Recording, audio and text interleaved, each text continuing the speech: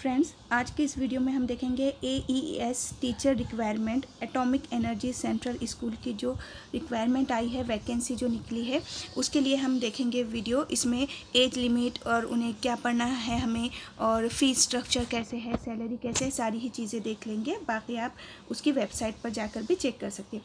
तो अगर आपको उसकी वेबसाइट पर जाना है तो www.aees.government.in रिक्वायरमेंट पर जाइए, वैकेंसी पर, और सारी डिटेल वहाँ पर मिल जाएंगी आपको।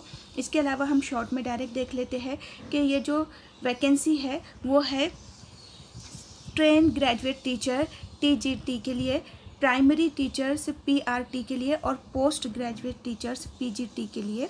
तो टोटल 205 वैकेंसी निकली है इसकी।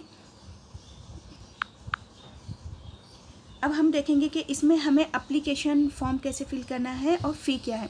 तो अभी जो मैं आपको वेबसाइट बताई हूँ उस पर जाइए, सिंपल प्रोसेस है उसका। आप फॉर्म फिल कर दीजिए और डेट है उसकी, लास्ट डेट जो है एप्लीकेशन फॉर्म की वो 12 जून है। आप 12 जून से पहले ही वो फॉर्म को फिल कीजिए, ऑनलाइन रहेगा वो। और एप्लीकेशन फ़ीस कैसे रहेंगी कि अगर मेल है तो उनके लिए है 750 फ़ीस रहेंगी, और बाकी जो है तो उनके लिए, और मेन जो है कि फ़ीमेल जो कैंडिडेट है उनके लिए जो फ़ीस स्ट्रक्चर है तो उन्हें फ़ीस नहीं है।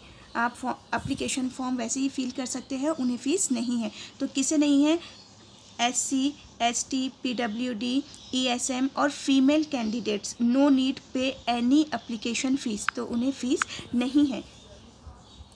फिर यहाँ पर हम देख लेंगे कि एज लिमिट क्या है और एज रिलैक्सेशन क्या है। सबसे पहले PRT यानी कि प्राइमरी टीचर के लिए एज लिमिट कितनी, एज क्या है 30 ईयर, यानी लेकिन जो एज रिलैक्सेशन मिला है वो 10 ईयर का है, यानी कि 40 ईयर।